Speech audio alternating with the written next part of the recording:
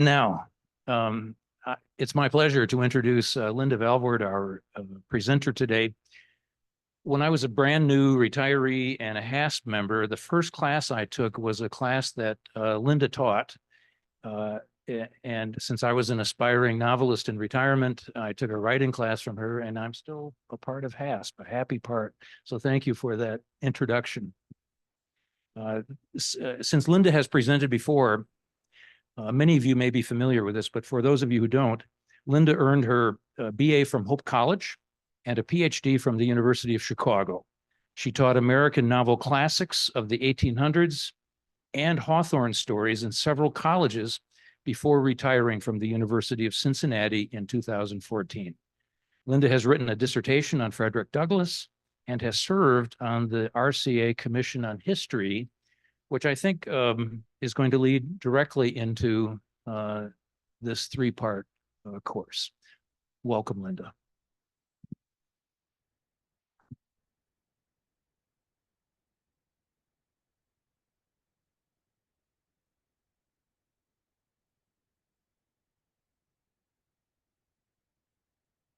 We women have often been told that if we'd like to speak with authority, we should lower our voices. So I think I have a lot of authority today because I'm getting over a little bit of a hoarse voice. I do not have COVID. I have checked. So everything is safe, but I will be able to do this just fine. When I first told my son, who's now 51 and teaches high school American history out in Denver, that I was going to teach this class, he said, "Mom, there's only one way to start that class. You have to say that the Dutch were responsible for bringing slavery to the United States, and you have to apologize." And I said, well, I'm not going to be whitewashing the subject. No, he wasn't satisfied with that. I needed to start, if I ever wanted to have credibility with the younger people like 51 and under, we're going to have to start with a total get on your knees apology. And I know that this is a mood. And if you read the assignment for today, you see that Professor DeYoung, Gerald DeYoung, is out there in North Dakota. Not a lot of blacks in North Dakota, right? Never had slavery in that state. So he starts by saying religious institutions are on the carpet today. He's just been through the civil rights era of the 60s. King has been shot. We've had tremendous turmoil. Remember the Democratic Convention that we suffered in 1968? We may be headed for another few wild conventions, but that all happened. And the university students up in North Dakota are saying, I'll tell you what, whoever brought slavery to this country was stupid, immoral, and should have stopped it in the beginning before it ever got started. And the people who had the opportunity to do that were the Dutch people who came to the middle colonies. After all, the Dutch nation was the richest nation in the world. They were in the middle of their golden age.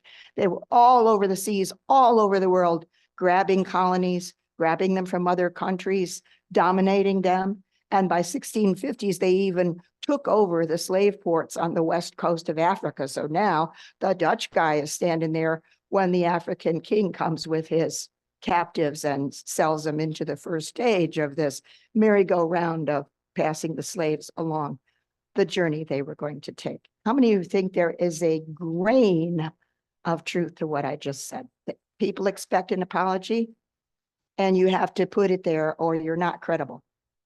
Meanwhile, at what we like to say proudly is the oldest or one of the two oldest theological seminaries in the United States, which is New Brunswick Theological Seminary in New Brunswick, New Jersey. They have this enormous hall, Kirkpatrick Chapel, with red walls and very high arches. And you can just imagine this is a beautiful place. Along the side were the pictures of the founders, Hardenberg, Frelinghuysen, all the old names that people who've studied the Reformed Church sort of recognize. They've been taken down because the students at New Brunswick are about 90% Black today. only 25% of the students, or maybe 10% of the students at New Brunswick Theological Seminary have any connection to the Reformed Church themselves.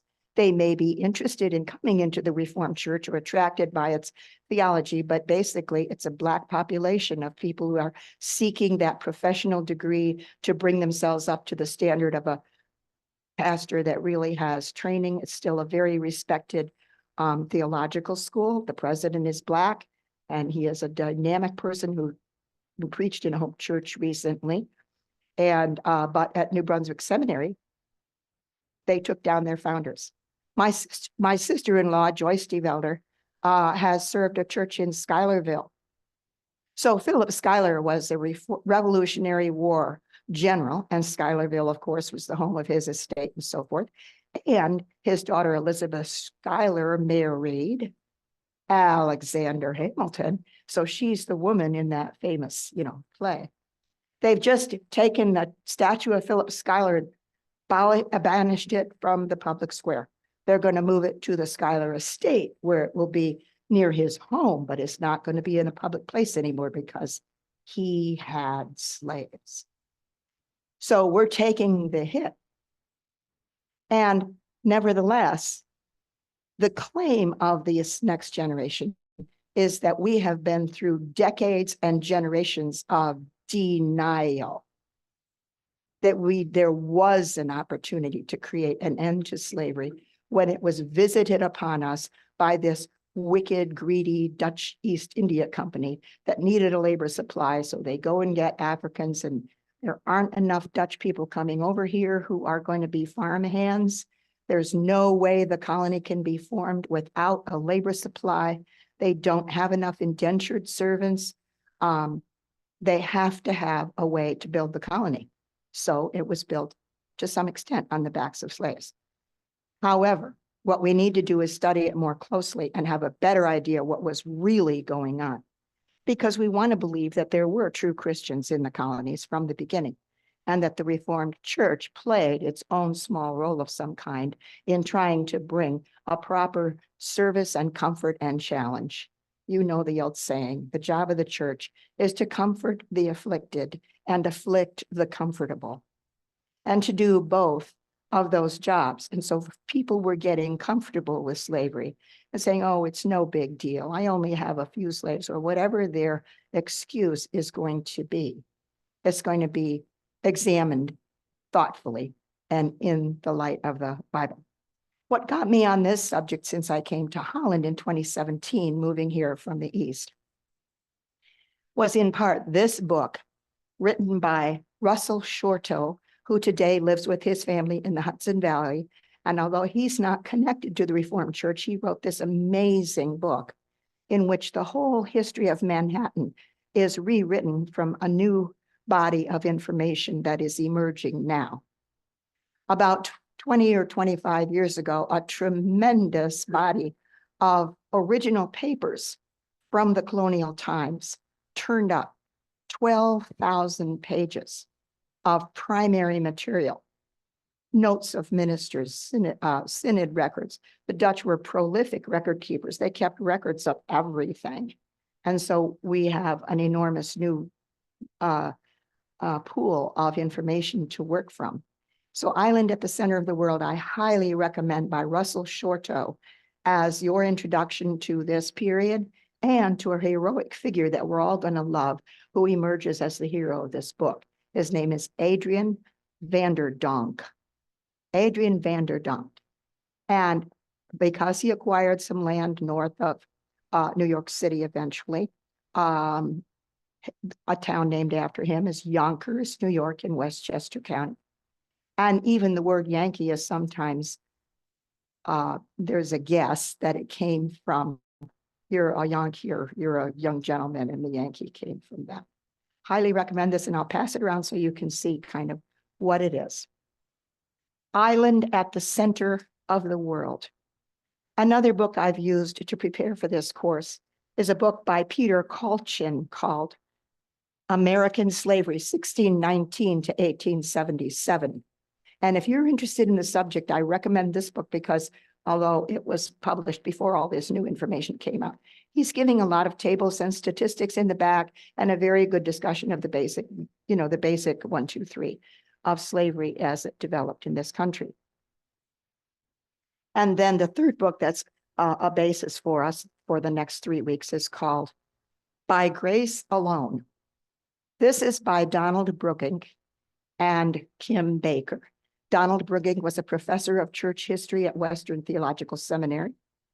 So now we have a Reformed church history professor who really knows his stuff, as did DeYoung. And this book came out and is today used to give the Western Seminary students an introduction to the Reformed Church and its history. Western Seminary, like New Brunswick, is now admitting a lot of students who do not have any connection to the Reformed Church. Only 25% of the students at Hope College have any connection to the Reformed Church. So they too are coming at this with certain preconceptions, and or they don't know anything, or they need a starting point. This is beautifully illustrated and so forth, and one of your readings comes from this. If you would decide to buy this book, go on to Thrift Books or ABE Books or any of the used book outfits online, and you can buy this for like $5. And so you can really get your own copy for not a big layout, and it kind of sometimes turns out to be cheaper than paying for a lot of copies you're going to do. So I'll pass that around as well. How many of you, as far as your knowledge of the Reformed Church, on a scale of 1 to 10, 10 being you're a professor of the subject, and 1 being Dutch who? Okay, so how many of you would put yourselves between a 1 and a 3 in what you know when you were starting out? Okay, that's a good number. How many would be right in the middle, kind of 4 to 6 to 7, something, but you're going to be trying to. And how many are up there that you do know a lot about the subject? Okay, this will be a great group for discussion and for talking in groups. It's amazing that we have over 30 people signed up for this class, and I'm very happy to dig in. Now, which would you rather do first? An overview like we would be doing here, or would you like to plunge in the reading that you did in DeYoung and look at his specific examples of the history of slavery? How many would like to go into the DeYoung first? Because you have read it. How many of you would rather have an overview first? All right, let's do that.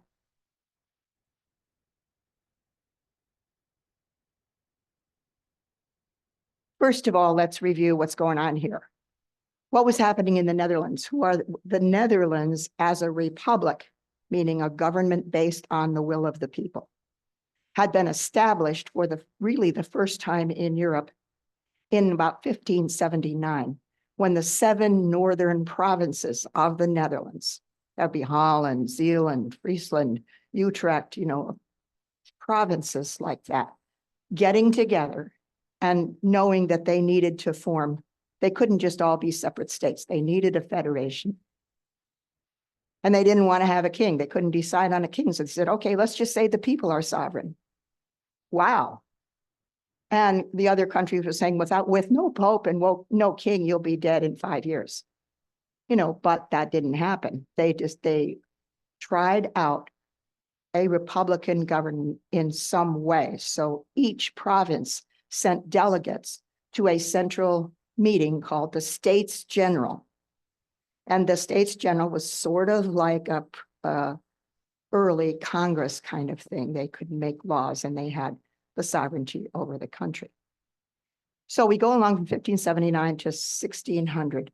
And in 1602, the States General decides to give a charter to this group of merchants and entrepreneurs who are going to form a company, a multinational company seeking exploits and endeavors and trying to form colonies around the world to manage the trading that's already richly going on and can be greatly developed.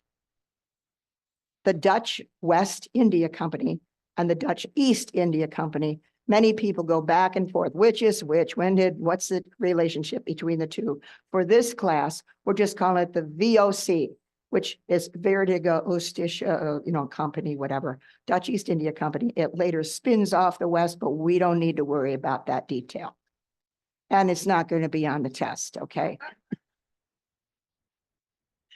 So the company is already loaded with money.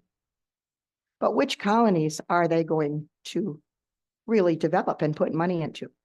So the States General says, okay, this is a charter. You guys take over the whole entire thing. You can charge taxes. You can appoint a governor for that colony. You can raise a military from that colony, or you can hire mercenaries. You can develop ships. You can spend tons of money. You can make assessments on people, and you are in charge of everything. Bye now, good luck. So pretty soon, how many of you think the Dutch East India Company is going to really get in there and make sure that those settlers have a church to comfort them and to get through their marriages and baptisms and funerals?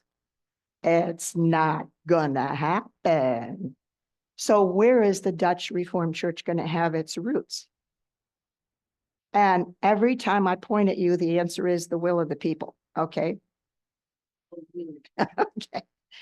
How is the Dutch church? How do you start a church in the Reformed tradition? Well, you get together some elders, right? The people elect a few elders. So in this group, the first church might be about the size of this group right here. You get to know each other a little bit and look the people over and pick out which men, forget the women for now, could be an elder, and have them plan what they're going to do. How many think that was made for a colony? That's a superb idea to get it started on the ground level with people who know what they need and they know what their priorities are. And if they come from the Dutch government, they are accustomed a little bit already to a Republican government. For example, in the Republic back home, in a village, there will be a council elected, like a city council. Now you do have a mayor or powerful person on top, but the people can nominate 18 people that they're happy with. And the governor chooses 9 of them. Now that's a pretty good plan to negotiate between the power from the top and the people nominating their own people. And then there's a term to that. So they know that system. So the elders have a place to start in the systems that they use, but they have a long way to go. And they have a promise in writing from the Dutch East India Company that their minister is going to be paid, and that the classis of Amsterdam, the biggest classis back home, is going to send you some ministers that are fully qualified and speak Dutch, and they'll be coming over here, and then the Dutch West India is going to take care of them. They'll build a parsonage and they'll put down the floorboards, and they'll you won't really have to worry too much about making offerings. How many of you think that's going to work out? No. Okay. So I put up here, what will it take? Now, we know in retrospect that the slaves who were going to come into New Netherland, and by the way, by the time they turn it over to England in 1664, there were only 300 slaves in the whole colony. That doesn't seem like a big problem. You have 2,000 people and 300 of them are slaves. Look at the threat they met from the Indians. That's the big threat at that time. They have to worry about getting along with the Indians and wonder if they can do that. And there was a huge war with the Indians. So they're not concentrating on the need to get rid of slavery. And slavery, therefore, isn't even really codified, meaning put into specific laws that are going to be, this is the way it is. So when slaves do come in, dropped off a boat from somewhere, well, how did they get there? Pirates, Dutch pirates. Their first way of getting slaves was to have merchants from the port just fund somebody a captain who was going to go out to sea, search around for Spanish or Portuguese vessels. If they did, they had this Dutch boat that was fast, a 3-masted boat with a lot of sail. They go cruising up. They have no cannon on here or anything. They just jump on the board, overcome everybody with swords and stuff, and cart off whatever that ship is carrying. That's called a prize. So the first groups of slaves were prize slaves. We picked them up out at sea, and now they're ours. First come, first serve, or if they can't defend the ship, we get the slaves. Well, those slaves weren't expected. Some of them were just let off in the harbor and they did whatever. They might have been hired by a sailor or some little business that needed somebody to help. And if they could even follow directions or get along at all, that slave just might immediately meld into the congregation. But other times there was a sale. But you're not going to see in New Netherland very much of an actual slave auction with an auctioneer up there waving a baby around by holding it by the ankle, and these dramatic scenes that the abolitionists are going to do to plead their cause that slavery is so evil. It just kind of came and happened.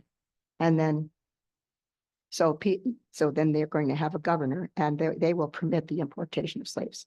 So the question is going to be the will of the people to preserve and insist on a republic, in spite of the fact that the colonies were run by appointing a governor who was answerable to the Dutch East or West India Company, and he ran everything and he acted like it.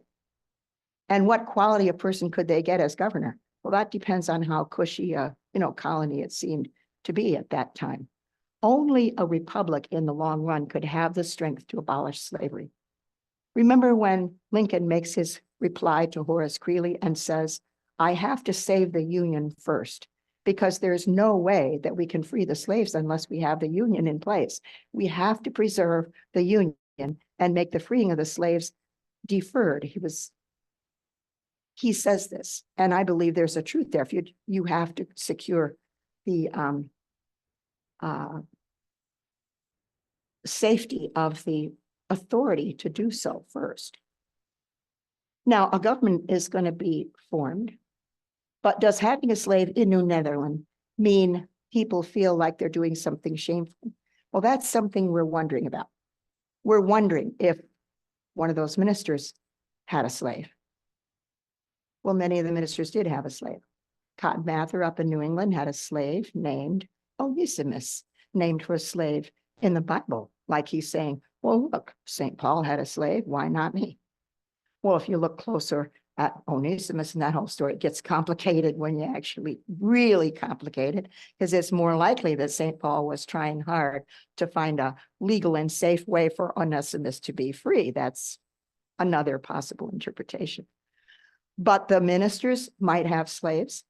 Then there was what you call a head right, where if you would come over here and start a farm, if you would bring one slave, they would give you 60 acres. That was the deal in New Jersey. 60 acres if you bring, it's called a servant in the contract, but that could be a slave. So bring yourself 50 slaves, and 60 acres times 50 slaves is 3,000 acres, right? So you could amass a pretty big piece of land if you were going to bring the slaves to till it. In the South, from what I've read, I discovered that there's sort of a rough relationship of how many slaves to how many acres of land of 1 to 10. Every 10 acres, one slave would be needed for every 10 acres that you have. And then there's some economy of scale. So you can see that people could acquire land by going along with slavery. The Dutch East India Company might lend you the slave. Well, look, you don't actually own this slave because you might, have some moral compunctions about that. But the slave goes with the parsonage. Down in Suriname, the slave goes with the parsonage, and they provide that for the minister. Now that minister is going to shut up about slavery because he's got a slave himself, no matter how he feels. And what choice does he have? What choice does the minister have? Well, now our younger generation is saying, well, of course he had a choice. You're just using one of those excuses that everybody uses when slavery comes up. And there are 50 choices of excuses you can use, and you're using one of them. So we'll be looking for the signs that, yes, the ministers had slaves, but they didn't bring it up because they were ashamed of it. And the possibility that the people in his congregation didn't like slavery at all. They didn't want to mess with it. They saw that it was a mess. They did not like slavery. And they didn't know why that minister had to have that slave following him around all day and night. And the slave is living in his house in the Dutch thing. The slave didn't have a shack out there in the woods. The slave was integrated into the household. And they thought that was kind of, ugh, it doesn't happen in the Netherlands. So they were racist, but they were also saying, I don't like it that the minister has a slave. I certainly hope he doesn't bring it up in the pulpit and tell us that God likes slavery, because I'm not buying it. So the minister was a little careful about saying anything, even in his letters or his documents about his slaves. You have to look at what happened when they died, and you look at, oh, we had 6 slaves. I didn't know that. Or something like that. So you'll see that kind of thing happening. What traits of slavery existed in New Netherland by its turnover in 60 and 64? Well, I'll just mention 2 of them. Believe it or not, among those, if it was 300, there were some free slaves already.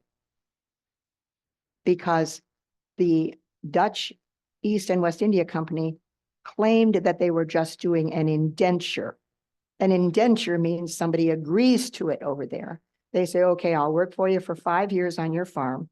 You got to be nice to me or I'll run away, but I'm going to work for 5 years and you pay for my passage. And that terminates. And in a way, that's okay. It may not be fun. It may not be easy. And the guy may be cruel, but it is a legal way for a person to come, and the contract should, was enforceable. The Dutch East and West India Company in the West Indies could safely say, oh, they're just indentured slaves. The real place where they were sending slaves, fast and hard, was for the sugar and tobacco and rice and coffee plantations, starting in the lower rim of our southern states and then going down south from there through the Central American states and into South America. And there, as you can imagine, the conditions on a plantation where there would be maybe 100 slaves living in what kind of hovel we don't know, suffering malaria, smallpox, other diseases, the filth and dirt of those conditions, and the very hard work. What do you think their life expectancy was when they got to the to those colonies? 7 years.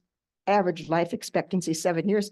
So the Dutch East India Company could say, well, what do we want to do with all those half-dead slaves who've been working for 7 years? Oh, we'll set them free. Or they could just say, we're going to set them free, when they knew darn well more than half of them wouldn't even be alive. What percentage were dying on the ships on the way over? Well, they think it's between 15 and 25% that were lost in the ships because of the conditions on the ships. Same thing. So, but my point was, in New Netherland, we have a temperate climate. And the slaves are going to live in the households of the masters. And therefore, if they're in small numbers, they're probably going to be better fed. They'll have an actual kind of straw bed or something.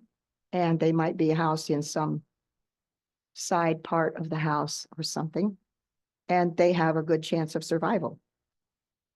So they can expand, then therefore they'll have children. And the slave population will increase itself because there will be roughly equal numbers of men and women, and children will come out of that, so that you have generations developing where you have slaves living long enough to form families and form generations. So all of that was underway. And then Dinah Van Berg, Frelinghuysen, Hardenberg is a very long name that you can write all out and memorize it by next time, and that will be on the test.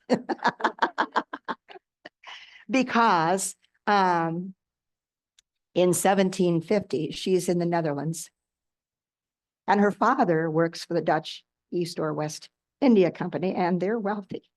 They're also very pious. And she is so pious that her parents are afraid that she's not going to be a very hot item on the marriage market. She likes to do things like come into her father's poker game. They're Dutch Reformed, but he's of the liberal group that has his friends over for brandy and poker. And she would come in there and tell the men that that was not according to the will of God. She was that pious. So she was in a conventional of this new offshoot who were really seeking that kind of renewal of the church and forget all the, so they're worried, and she doesn't even want to take dancing lessons. She considers it to be a good time to get together with the members of her conventicle in 1748, to go to a preaching fest. Ooh, we could go to this preaching festival. We could listen to 7 sermons in 3 days. Wouldn't that be great? And their family so they had to take a barge quite a ways from her home to where this fest was. And she keeps a diary. She spends about 8,000 words of her diary agonizing over whether the will of the Lord would be to take this barge to Utrecht to hear the preaching festival, or whether that would be in some way too sinful for her to do. But she is a normal person, so she does go on the barge. She does get very sick in Utrecht, so sick that her parents have to come and get her. She's well by the time they get there. But here she is at this preaching festival, listening to all these people, and she and her conventicle parents, partners, girlfriends, know every minister. It's like a sporting event. They know who are the standout ministers, who it's worth going to listen to, whether this guy is a 7 or whether he's a 3, and so forth. But I mean, in the quality of the sermon, they're looking for the quality of the sermon and the whole package. So they meet through a mutual friend. She meets a young seminary student in Utrecht who basically just got here. His name is Johannes Frelinghuysen.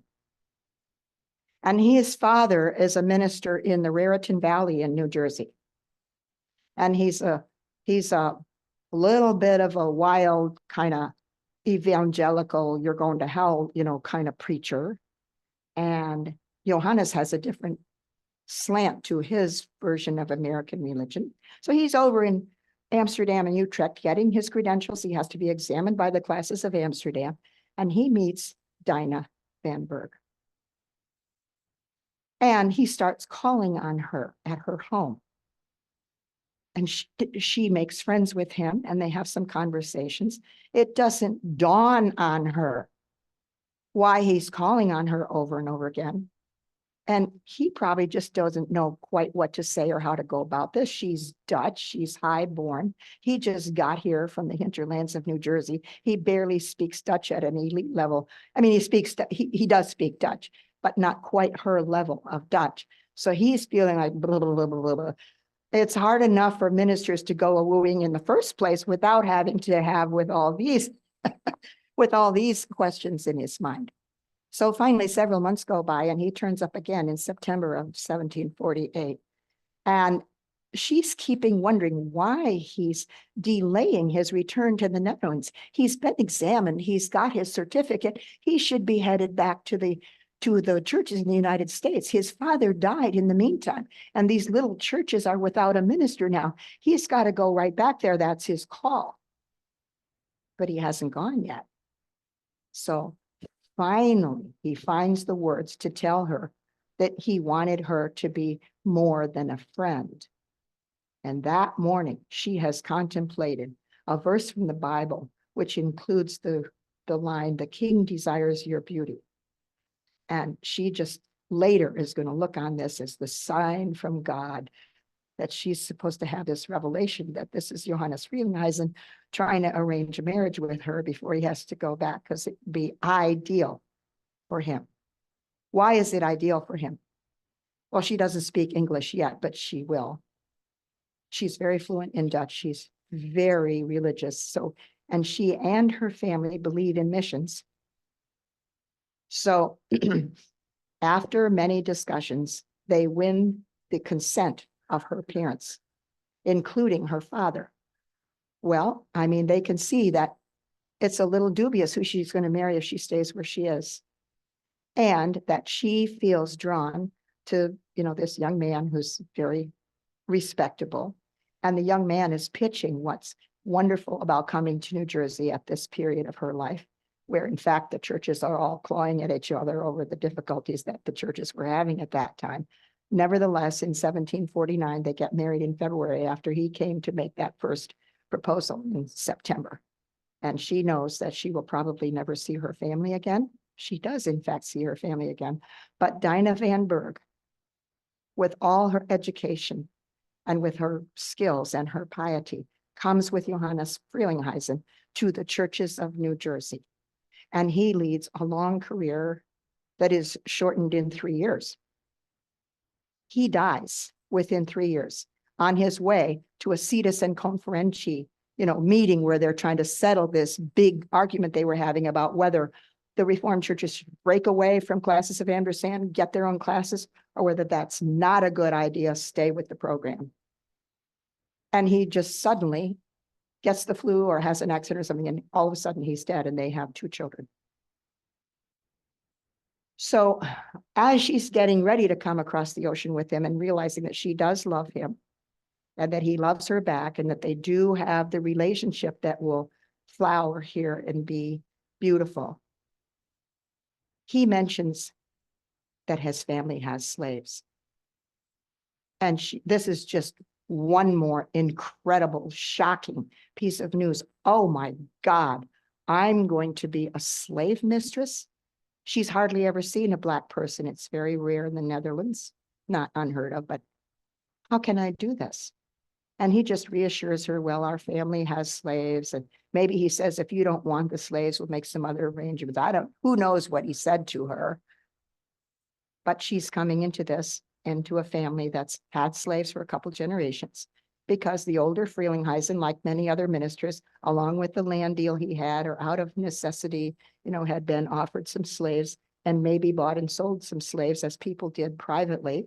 Just as in the South, they felt it was more respectable if you sold your slaves privately between me and Judy. We'll just make a deal for these slaves.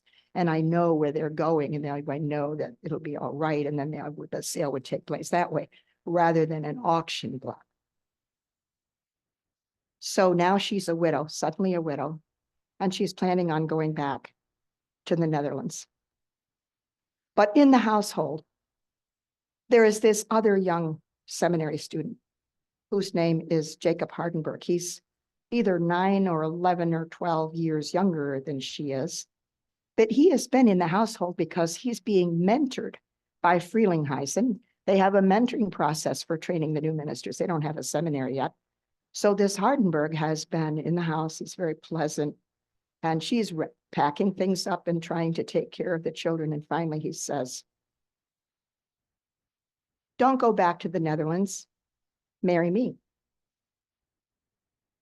And she says something like, are you crazy? There's something like that she actually puts in her diary. Are you crazy? But he's not crazy, because we can see that there was a lot of logic there. Well, the Hardenbergs were an extremely wealthy family up around New Paltz, New York. And that Hardenberg family had produced a lot of different leaders and ministers and so forth, as well as just what a wealthy family would produce over time, and their people are educated. So she's marrying a very educated man. And Hardenberg became, I believe he was the first president of Rutgers. But anyway, he was a leading minister at that time. And when he lived a long life. When he died, he inherited 40,000 acres of land up in Ulster County, New York. And one of their slaves had a little baby born in 1798 when she was still alive, whose name was Isabella. Does the name Isabella Hardenberg ring a bell with you? That is the birth name of Sojourner Truth. She belonged to the Hardenbergs. And when she was born, she was given Hardenberg for a last name, and Isabella, who knows why. And so I've also read the life of Sojourner Truth to just see the truth about Sojourner Truth is that until she was 7 to 9 years old, she had a very rich grounding in attending a Reformed church and hearing Reformed worship the way it starts with "Our help is in the name of the Lord." Every time they say that. Well, who's we? Well, all the slaves are right there. They're included. They're right up in the balcony. They start the little burners burning when the church needs to be warmed on Sunday morning. In fact, in the beginning, the slaves were up in the balcony and the little warmers were up in the balcony, and only the slaves were warm. So the congregation figured that out, and they finally moved the little stoves downstairs. But the slaves, could associate with each other. They were connected to each other. They were networked. And so the Hardenberg slaves Hardenbergs have been creamed in every biography of Sojourner Truth. But I don't think that's the whole story. And since Sojourner Truth never learned to read or write, she couldn't write her own story. She told it to a go-between who was an abolitionist, and she wasn't from a Reformed background. She assumed everybody associated who helped Sojourner Truth was not Reformed because she had this idea of the very cruel Dutch slaveholder. So she sort of ignored all the signs that a tremendous influence on Sojourner Truth, her spontaneous prayer. John Henry Livingston said in the Constitution that spontaneous prayer was the model for the Reformed Church, not stock prayers that everybody repeats the same prayer all the time. You're supposed to use that prayer as a model and then create your prayer yourself.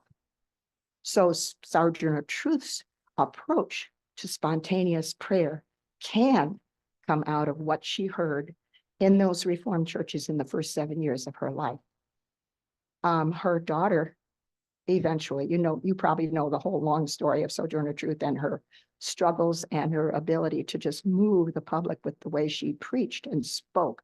But don't think that her style could not have significantly come from what she heard in those Reformed churches, because they were not just intellectual sermons that were all tied together and way too serious and way too heady for a slave to understand. Well, first of all, you might be surprised what a slave could understand and what she was absorbing.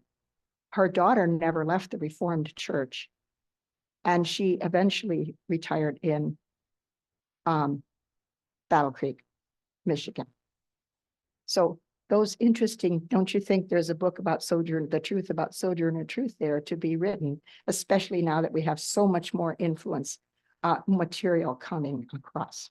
Okay, I'm going to move ahead. So she, Diana van Berg, Frelinghuysen, Hardenberg, has the Dutch West India piece here. She has an evangelical type preacher, but not using the techniques of his father, which were kind of wild. He just blended them. And then Hardenberg, who was a real leader in the Reformed Church. And she eventually had 11 children. But when she was getting ready to leave the first time, when Hardenberg says, don't do that, he was able to say, oh, you don't want your slaves? Which she didn't. She didn't want to have slaves in her household. We'll absorb them in our family. We'll work that out. You don't have to have slaves if you don't want to. And to give her an answer, because she was in a predicament. If you sold a slave in New Jersey at that time, you would have had to pay. If you set a slave free in the streets in New Jersey at that time, you had to pay a bond to the government because they were afraid that slave was going to become a welfare recipient. The slave would have nowhere to go and somebody would have to take care of him. So you had to provide a bond. Well, she couldn't do that. And maybe she didn't want to set them free with their little pack. That's so cruel. But she wrote to her brother in Albany and said, can you absorb my slaves in your house? And he said, well, we don't need them. We don't want them. I'm sorry. She had nowhere to turn. So again, the Hardenberg proposal took care of that problem for her. And Hardenberg already knew her children. He'd been close to them. The other thing that's so interesting here is that when her father in the Dutch West India Company heard, undoubtedly asked this young Frelinghuysen, well, how are you going to be paid? And he would say, well, the people are going to pledge money. And her father would say, oh, yeah, sure they are. So he learned that he had been promised a parsonage. So the Dutch West India father says, well, I'm sending the brick over there myself. And he did. So that was like, if you don't build a parsonage, there's going to be a big pile of brick there telling everybody that you didn't fulfill your contract. So he looks at the Dutch West India maps and finds out, how would this load of brick come over here? It would come into Perth Amboy or Manhattan and go, find its way to the Millstone River or Raritan or something to get to where she is. And it was all possible. So he has the brick sent. And the Dutch parsonage in Somerville, New Jersey is still standing there that was built. So the other nice thing is that she's in the Frelinghuysen parsonage in Somerville when he dies, and she's got the children, and he's right there too. So they stayed in the same parsonage. I don't think so. The Somerville church is still there. You know, in some of the other. Yeah, but she and Hardenberg eventually ministered to a number of churches right around there. Neshannock, and even the church that I belong to, which was Hillsborough Reformed Church, about 10 miles away, was also founded in 1766, so that Hardenbergs were connected there too. Okay. Now, the Calvinists also take a pretty hard knock among many academics and writers about history and cultural. Am I right? The Calvinists have a stereotype that's somewhat negative, would you say? We have a historian in the back row. Would you say the historians in general have a habit of being hard on Calvinists?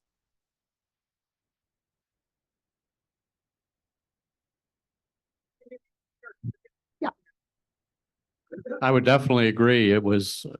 Sentiment was captured by Walter Lippmann in the 1920s to find a Calvinist or a Puritan as the haunting fear that someone somewhere may be having fun.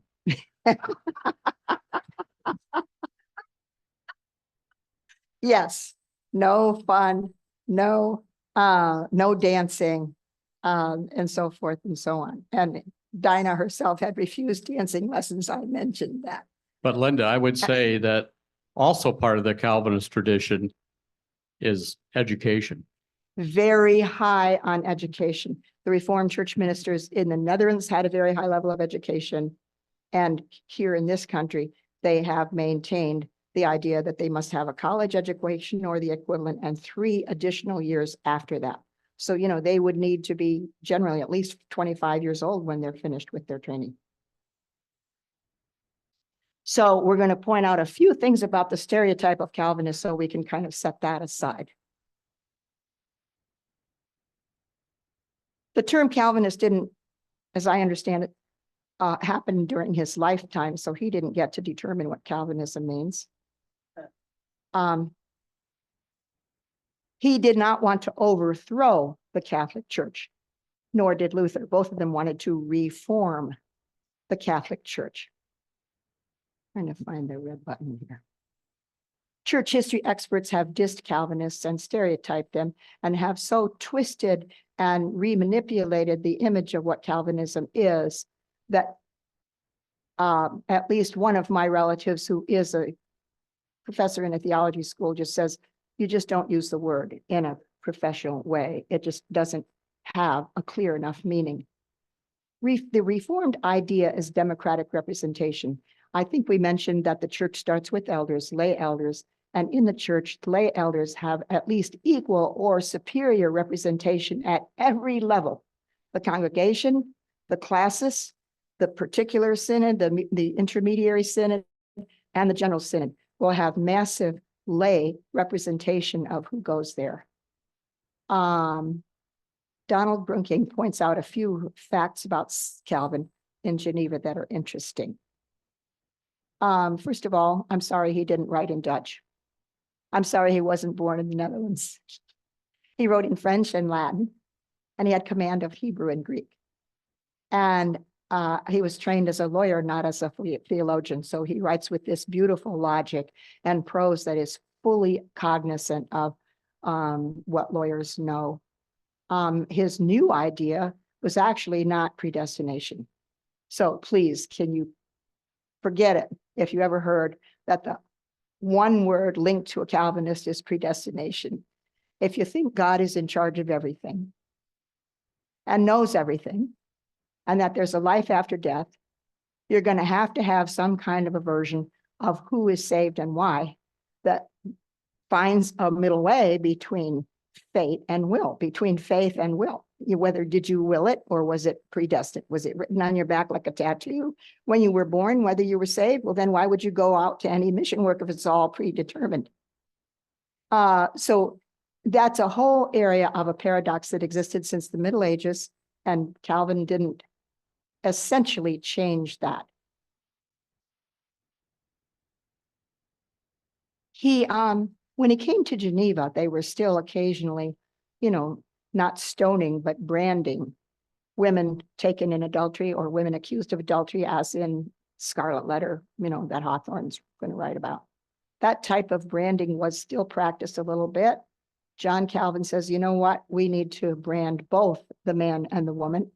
And then he commented that usually the men are kind of hard to find. So then because of that, we can't apply it fairly. So we're going to have to abolish the whole thing. So after Calvin came and made that new rule, the law was just on the books, but it wasn't practiced at all after that. Divorce was lawful in Calvin's Geneva. It was a civil decision. He didn't make that rule. This was separation of church and state in Geneva. There was a civil government, and the civil government invited Calvin to be, in the church where he was. But at one point they had a falling out, and Calvin was told to leave. And he didn't try to take over Geneva by force. He left. And a few years went by and things weren't going too well. So the Geneva city father said, things aren't going too well. Maybe we needed Calvin after all. So they call him back, and he comes back to Geneva, unpacks his stuff. He gets up into the pulpit, and his first sermon, he starts with, as I was saying. So he was under the civil law, and he doesn't, it's not a theocracy, as I said, I think another time. There is no such thing as a theocracy coming from the Bible. It just doesn't have any meaning. Divorce was lawful. In Dutch law, daughters inherit the same as sons, unlike in England. See, that's why it was so popular in certain circles to find yourself a Dutch wife if you possibly could. Did you ever think of that? Gains for women who could initiate divorce and receive money settlements. It's so far from what we think of in the more conservative wing of the church as it developed in the United States and the different influences that the church came under. Calvin definitely believed that life is meant for pleasure as well as duty. The idea that nobody ever had fun is false. In fact, one of the things he was entitled to in Geneva was an enormous number of barrels of rum, or not rum, but liquor, because he entertained a lot at his home, and that involved wine, and he had to have a big supply. And the idea of suffering as a virtue or as penance to him was a Catholic idea that was wrong. To him, that needed to be cleansed, because the believer does not need to suffer because Jesus took the burden. That's the whole point of grace. So even acts of penance as a suffering as a proof of piety was rejected by John Calvin. He recognized suffering is in the world, but God does not bring suffering to people as a punishment. And that was part of what he could preach. So nobody would ever go to the hospital and visit the sick and say, well, have you discovered what God is punishing you for yet? Because sometimes people feel that way when they get sick, especially people who've lost their connection to the church and aren't up to date with what the church really believes. Okay. This is Arminius. Anybody ever heard of an Arminian? What's an Arminian? Okay, it's the contest between what we were just saying, the tension between free will. And his opponent at the Synod of Dort was another theologian named, I think, Gomarus. And Gomarus was on one side and Arminius was on the other. And Luther wrote essays about about this topic too. While they were both professors at the same seminary, they came to an agreement that between the two of them, they could provide a good education for the incoming seminary students. That the fact that the two professors differed a little bit was going to be healthy for the students because they'd get a feeling what the world was like in their academic area. Then that fell apart, and Gomarus became Arminius's enemy. After Arminius died, his disciples challenged the other side, and a trial evolved called the Synod of Dort. And the trial took place. I didn't think you were supposed to put a dead man on trial, did you? And not necessarily could his disciples effectively defend him. The disciples sometimes are going this way and that, and they've kind of twisted things. Sometimes I've had former students come and say, I'll never forget when you taught me da-da-da-da. I say, I never taught that. I say this myself. So his disciples try to defend, and 70 ministers are kicked out of Holland as a result of that trial. Congratulations, Reformed Church. You lost the talents of 70 men who are very well trained. They go out to other places. They go to England or Germany, and they serve other congregations. And the government changes 7 years later. In 1625, Maurice of Orange dies. And so the thunderstorm is over, and all those ministers are free to come back. So it didn't last very long that they got to not excommunicate, but take people out of the pulpit and force the congregations to get rid of them. So the whole thing with the Arminians resulted in, first of all, the spread of Arminianism, because they went wherever they went. They were effective ministers, and that took hold, and so that was spread. This is what happens when you try to expel and suppress people. And then when they came back, it was more of a balance like it had been in the first place. So, but out of that is some of the misconception that the whole thing about a Calvinist being focused on hell and damnation. And here's an essay that came out last year about that whole debate being behind modern economic theory. I'll spare you that right now. Don't forget the beautiful cultural heritage which dignifies man, which they were all heirs to in England by the 16th century. Look at the paintings and the music and the absolutely gorgeous things that celebrate the dignity of man and use it for drama and perpetuate the old stories through art. When they're expelled from Eden, the drama and the grandeur are about attaining knowledge. And have you ever heard about blessed is the fall of man? The fall of man was lucky because it led to the redemption of Christ. There was a whole line of the fortunate fall, So they had knitted it back into a good plan in the end because man needs knowledge. And so, in other words, Calvin is not uniformly rejecting any form of human knowledge. Now, these are the books that I highly recommend that you can dig into. Description of New Netherland by Vander Donk is retranslated recently from the Dutch to bring forth his beautiful writing style. And the Description of New Netherland is Adrian Vander Donk's attempt to persuade Dutch people to come over as colonists. And by telling the truth, not by whitewashing things. It makes a great read. It also has within it a little dialogue between a patriot and a Dutch person about the pros and cons of settlement. And it's cleverly written. Islet at the Center of the World, which we covered.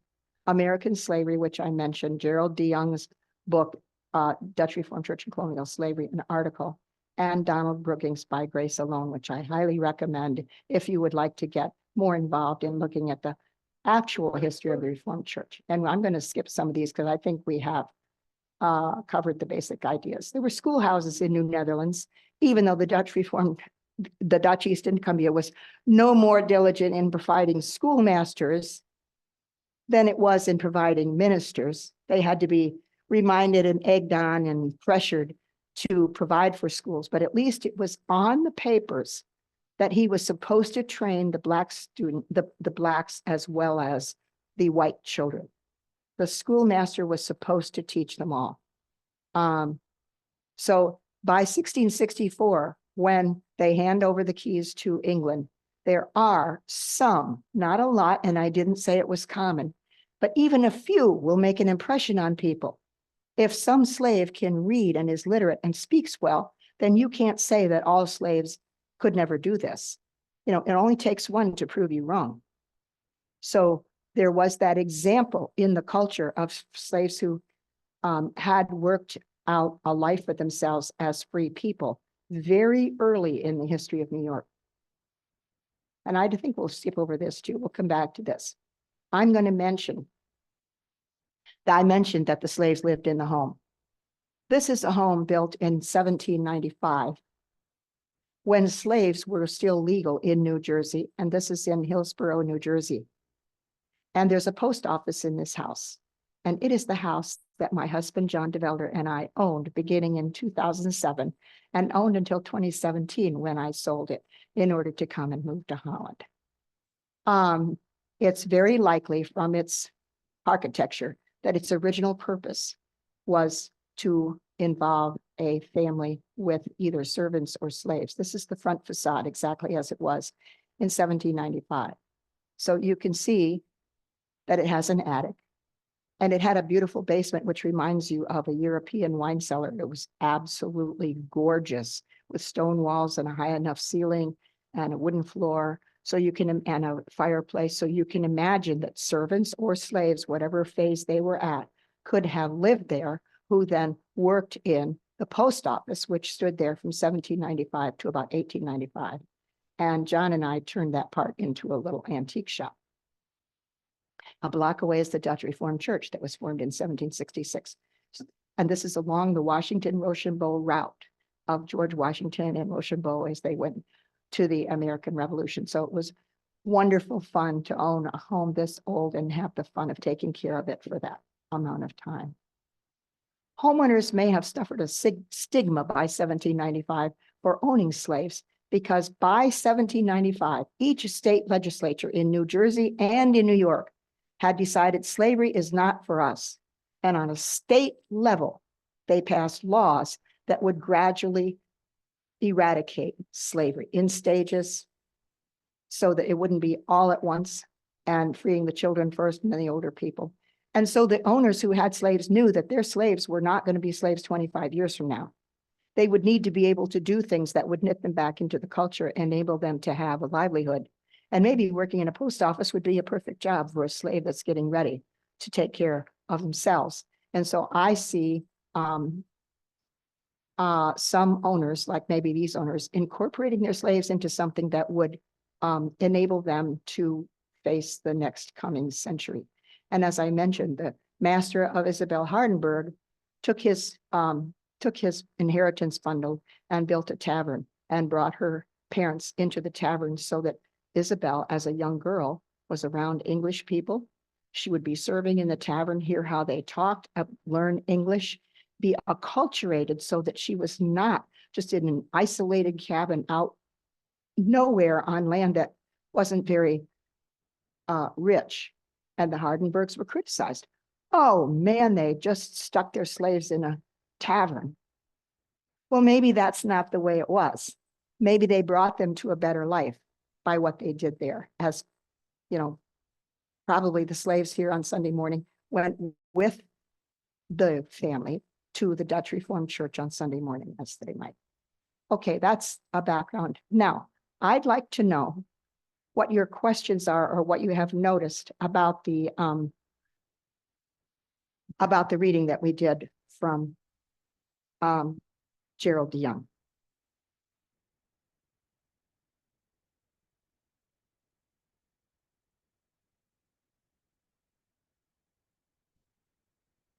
What surprised you as you looked through some of this?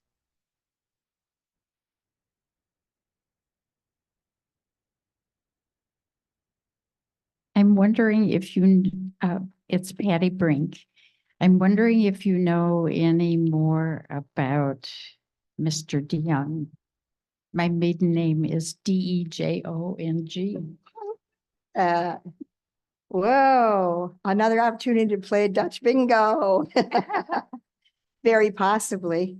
We'll have to check into that. I'll have to know. I don't know a lot more about him, but we can check it out.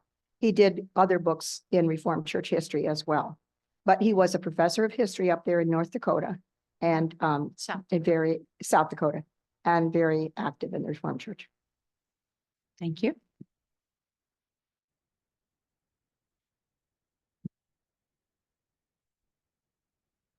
I was just going to say anecdotally, I don't know a lot about Gerald DeYoung, but when I was in seminary, he was a highly respected historian and was on the Commission on Church History for the Reformed Church in America at the time. He may have some books in the RCA's historical series as well. Yes, he does. He does. He has I think he wrote the most important book on the history of American missions, of the Reformed Church missions. Isn't that that's a DeYoung book? And he has a whole book on, I believe he has a whole book on this topic, which he expanded. So he was an important historian and on the Historic Commission. Yeah. You mentioned that there were not a lot of blacks, well, it wouldn't be African Americans, Dutch Africans.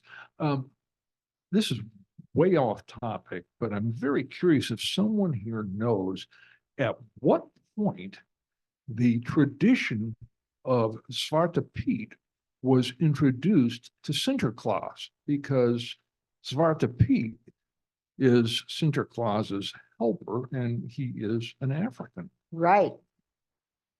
That's right. I do not know if that originated in the United States, maybe in this time, or if it was older than that. It probably goes back, Judy thinks it's older than that. Yeah. That's an important, interesting topic to try to explore, but I'm almost sure that the fact that Zwarte Piet, that means black person. I think it's a Dutch thing, and it may have tied back to some of the Dutch colonial efforts in South Africa. That's what I'm thinking. There may be a link to that. Yeah.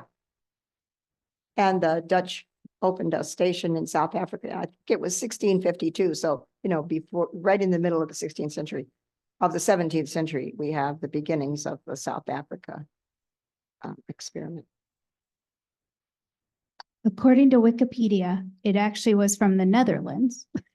Okay. And he's supposed to be a demonstration of the Moorish people that would have been St. Nicholas's helpers, but it originated in the 1800s in the Netherlands. Interesting. Okay, that's interesting. Linda, I was going to point out another book by Russell Shorto is Amsterdam. Oh, yeah. And Russell Shorter used to be a primary writer for the New York Times Magazine.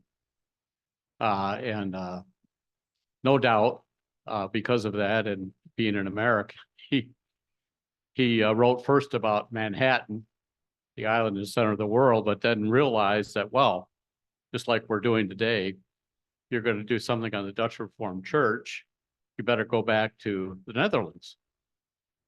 And this book on Amsterdam, I found really rewarding in the fact that the history of the Dutch, largely because of the geography, meant that there was never a concept of feudalism for the most part in the Netherlands. So there were all smaller owned tracts of land. And because it was located where it was there on the North Sea, it was always outward, like the East India, West India companies, it was always going out. Trade was a huge interest in the Dutch, and in large part of that, in those experiences, they developed a lot of tolerance for other cultures. I mean, let's forget about the Anabaptists, and of course, Calvinists blame that on Catholicism and so on and so forth. But if you take a look at individualism and tolerance, and then you take a look at Hugo Grotius, who was a professor at the University of Leiden, he sounds like John Locke, the English philosopher, who was kind of the philosopher, the father of the American form of government, if you will, and the state of nature. It's really amazing and those of us who have some or all Dutch blood in us. It was kind of heady to, from a historical point of view, to read this book and find out the connection of the Netherlands and the Dutch on American culture, whether it was known or not. Good comment. Thank you. Other comments? Um, if this is where you're going, then, we'll answer it later, but, to what extent did the second migration, the Van Raalte folk and Scholten and others, to what extent were they involved in the abolitionist movement that pretty much achieved a full head of steam by the time they got here? So I don't know if we're going to get there next or not. We will.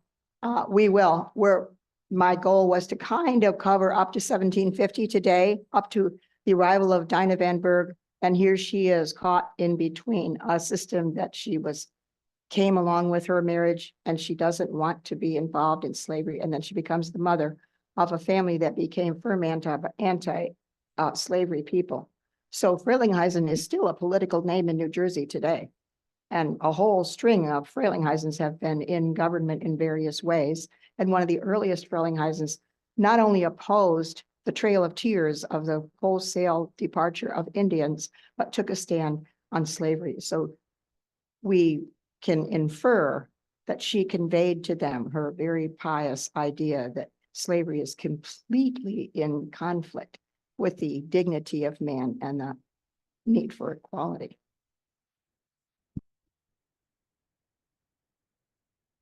What you said about the Synod of Dort really set some bells ringing in my head, because you say the 70 that were forced out of the ministry by the Synod of Dort, it has reverberations to this year in the Christian Reformed Church, where a lot of progressive congregations and pastors are likely to be expelled from that denomination. But the other side of that coin is that these people are freed now to spread their progressive ideas and be some new blood even introduced to the RCA. The diaspora. Interesting.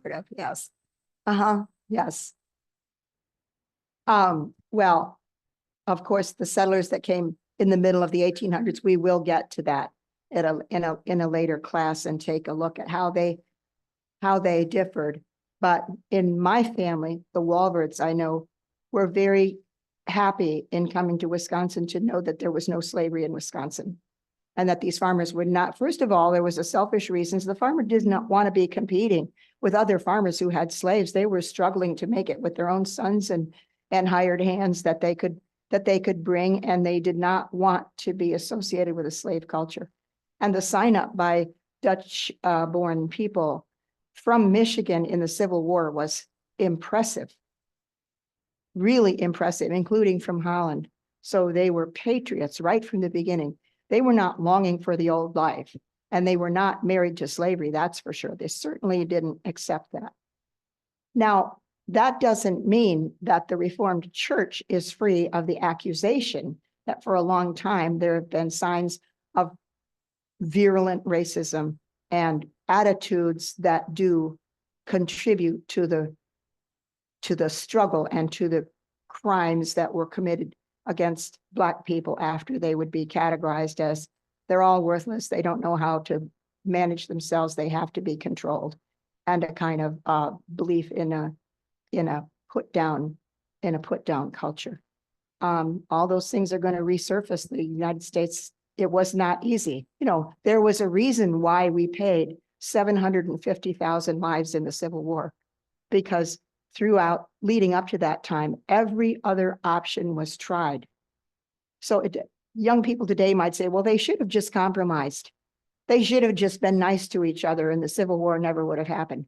That's typical teenage talk. It just, they don't know enough about what was tried, about what the evolution of the whole conflict really was through the 1800s.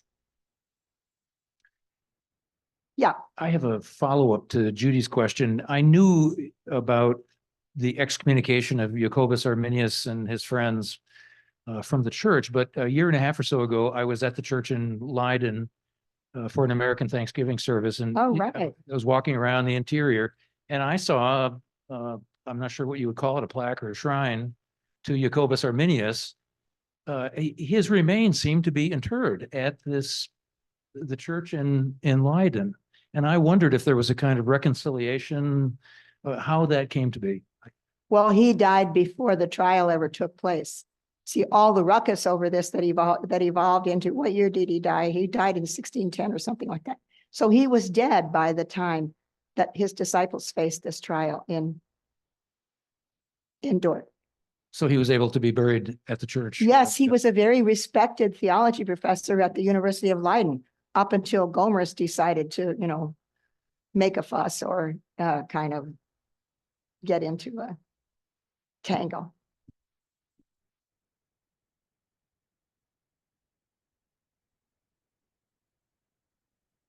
This might come up in a class to come, but I'm just wondering if there was a Dutch William Wilberforce. We know about Wilberforce from England, who was so dead set against slavery. Wilberforce was a powerhouse. Yes, and I And wondered yes, if the Netherlands had such an individual, yes, and maybe learn about it yes. later. Mhm. Well, Brueging's book is going to have a chapter on that, and I will be circulating and covering what he's got in that chapter. And again, if you are kind of into this and would like an easy way to have it all at hand, look for that Grace by Grace Alone book on. And since it's a textbook at the seminary, you might find it at the seminary library or Holland Library, or get a hold of a copy of By Grace Alone or your church library.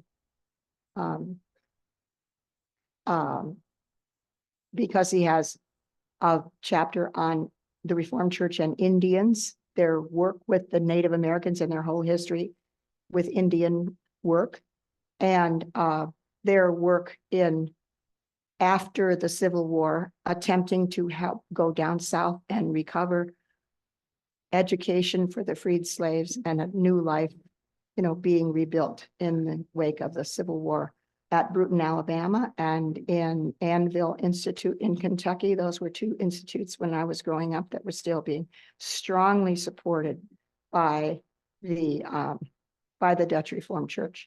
But you bring those, now here's the point though, if you bring the students from those schools up here to go to college, they could easily run into a lot of prejudice. In my home, I'll tell you one more story. Are there any other burning questions you want to have for next week? Now you have two. Oh, Betsy. Just wanted to get your thoughts on this. I just Googled this. It says the colony did not have laws that forbade interracial marriages, and not once did the Dutch Colonial Council punish interracial relationships. These relationships may have been frowned upon, but they were certainly not prohibited. Have you? That's true. Yes. The records show a lot of the marriages were conducted at the will of the members as they wished to make them. So if a person wanted to marry a slave, or if it was a black and white marriage, that was accepted. If it was a mulatto or even a Muslim, or any one of the many, many diverse people who were there in New York. I mean, the streets were they spoke 18 languages in New York in the 1600s. Portuguese, Spanish, Mennonites, Quakers.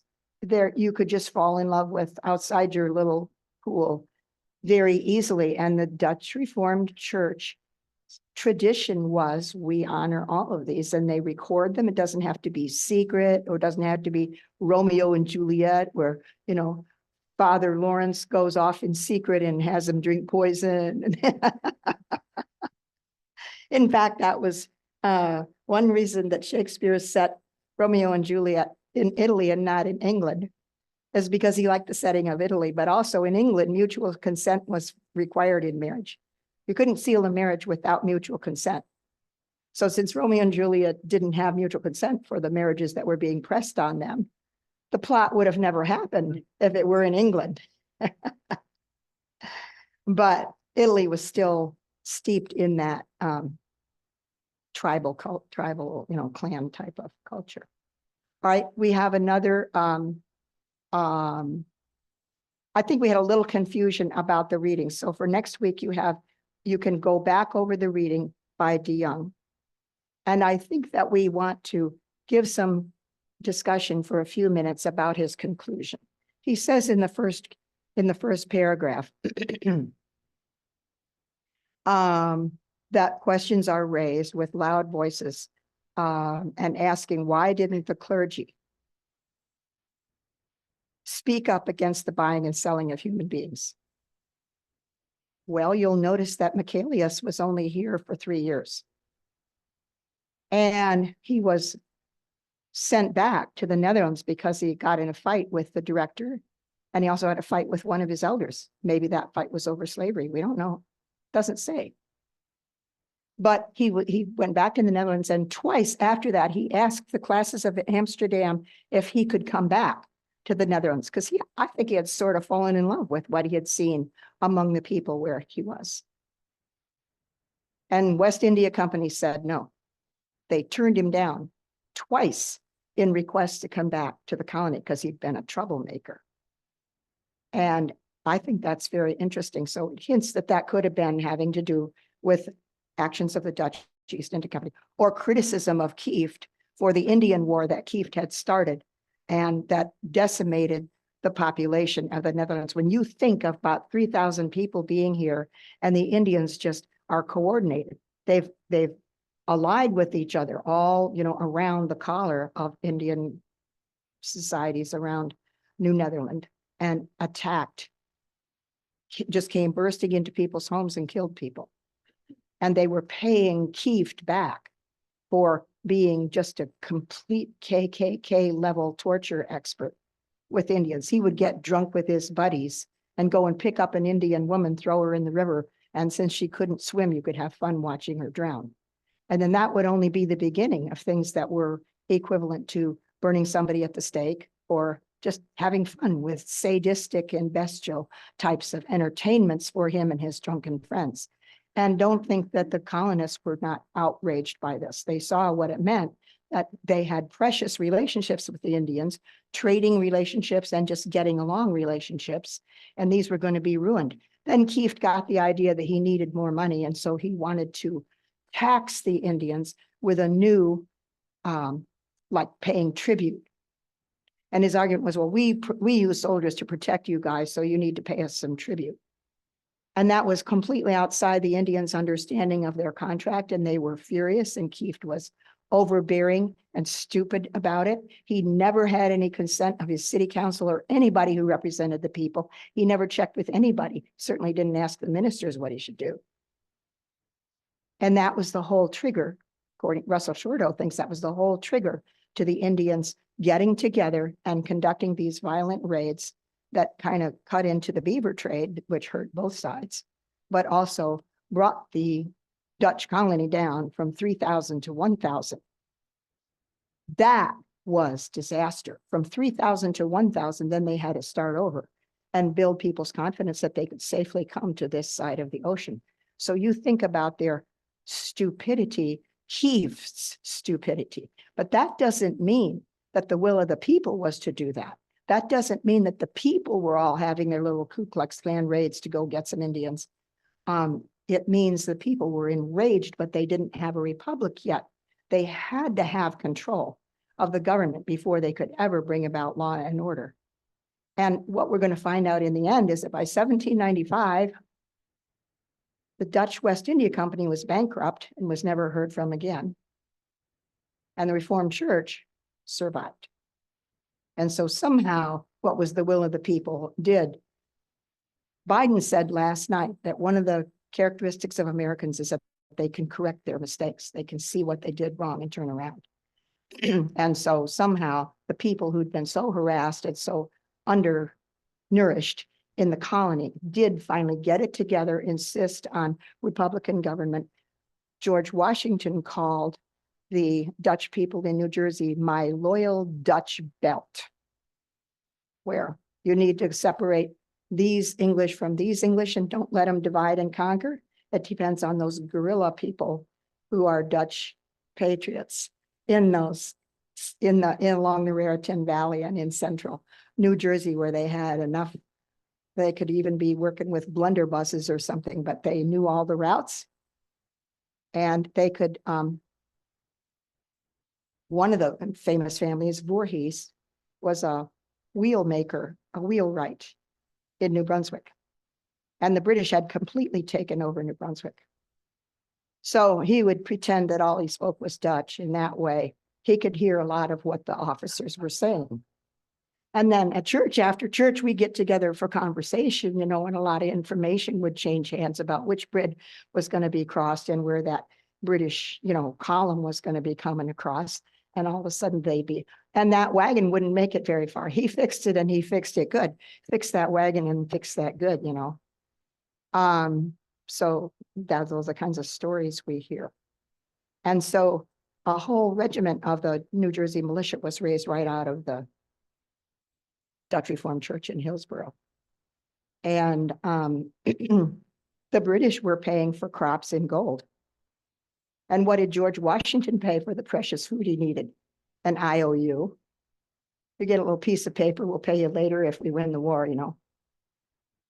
So some people would sell it to the British and take the gold, and then they'd find out where that supply train was going to be and go hit the supply train and steal the food back and give it to Washington. Now, that's what we call a good deal for the Dutch.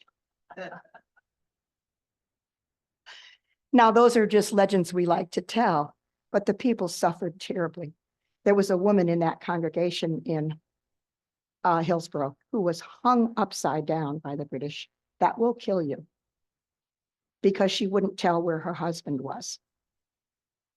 And there was a price on the head of Frelinghuysen by the British, a price on his head, because the patriot preachers had gotten up in the pulpit and said that God is on our side, and openly preached that the patriots had the right, and letting these freewheeling sort of militia, the kind of thing we're afraid of everywhere we go and try to overcome somebody, but knowing the indirect ways of sometimes Indian warfare. It's Indian warfare to hide behind the bushes and and ambush somebody. You don't go marching out in a line and meet them face to face.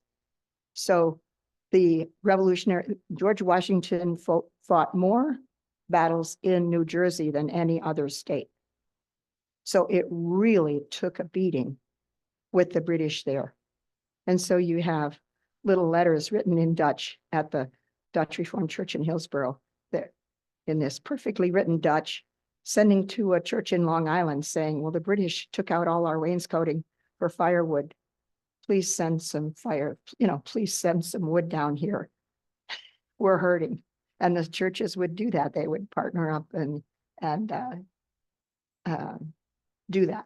So the Revolutionary War was a very trial by fire for many of the churches, because they did lose a lot of lives and crops, and New Jersey was raided over and over again to recover from the war. So it is interesting that we bought our house built in 1795 after, George Washington was still alive, but the war was over. But the area was still recovering from the price paid for the Revolutionary War. So it is interesting that the Reformed Church has strength on the East Coast and it has strength in the Midwest. Some people called it a wishbone church. And there was a time several generations ago when it was very common for the ministers and the people in the church to be able to travel back and forth and be comfortable and know people everywhere and not have all these stereotypes of, well, the East Coast is like this and the Midwest is like this. That really never was true. And a lot of the ministers knew that. My father served 10 churches in his career. 9 of them were out east, and the other one was Third Church in Holland. So it was a nice balance for us to have roots in both places, but that was not unusual at all. Do you agree with me, Steve? That's, yeah, even today. When I first entered the ministry in the mid-70s, well, late 70s, but it predated that, it was very common that if the president of the General Synod was from an Eastern church, that the vice president who was elected would be from the Midwest, and that way we were able to coexist. I've got a bunch of theories on why we as an RCA have unraveled, but that's, a different story for a different day. So. Any closing thoughts? All right, for next time, you'll find in your email, and please communicate with Amy through HASP if you need anything or if you didn't get the readings for next time. We can still discuss this in more detail next time, and there were some other things. But he concludes that the condoning of slavery by the Dutch Reformed Church and other denominations during the colonial period appalls the modern sense of morality. So he's just laying it right out there that it is not a good grade that he's giving to the Dutch Reformed Church.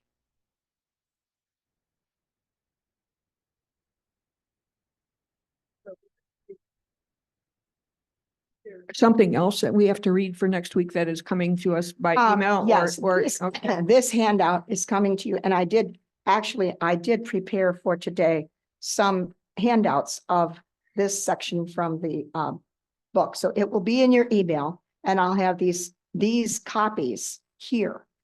And what you might want to do is, if you print it out from your email, print it two-sided, because the way the pages are laid out, well, it can also work. When you do this, you're getting the double spread, and sometimes there's a chart or something that you want to see it on the double spread. So if you print it out, try the two-sided, or if you want to take one in hard copy now, I can give it to you. Yeah, for those who don't have printers at home. If give you don't have preference. printers at home. And if maybe you got a take printer at home, then take you a can print your copy. own. Yeah, okay.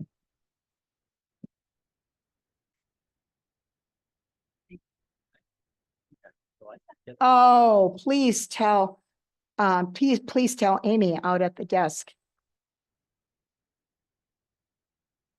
Okay.